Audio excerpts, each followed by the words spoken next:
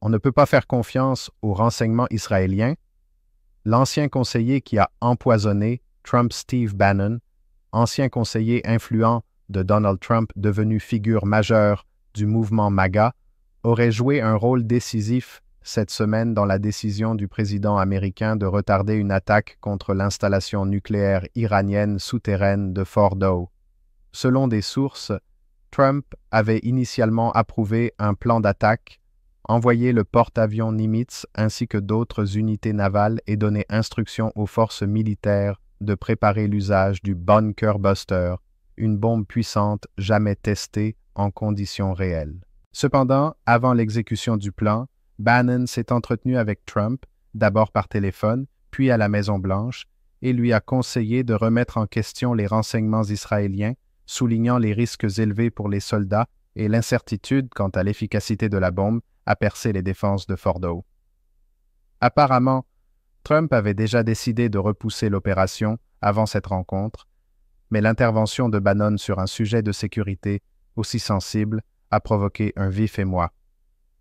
Au sein du gouvernement et du Parti républicain, les avis divergent. Le sénateur Lindsey Graham a appelé Trump à aller jusqu'au bout et à aider Israël à neutraliser la menace nucléaire iranienne. En revanche, des figures de l'aile conservatrice ont mis en garde contre une répétition des erreurs de renseignement vécues en Irak, rappelant qu'il n'existait pas de preuves formelles qu'un programme d'armement nucléaire iranien ait été ordonné. Pour l'heure, Trump a annoncé qu'il prendrait une décision dans les 2 semaines sans exclure des frappes israéliennes sur l'Iran. Par ailleurs, d'après le Pentagone, un 3e porte-avions, l'USS Gerald R. Ford, serait en route vers l'Europe dans les prochains jours, un mouvement stratégique susceptible de peser sur le calendrier de Washington. Contexte et enjeux principaux.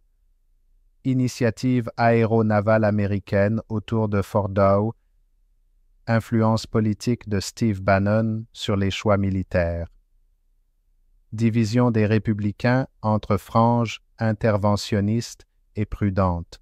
Souhaitez-vous que je continue à suivre l'évolution de cette affaire ou que je vous fournisse des analyses plus approfondies?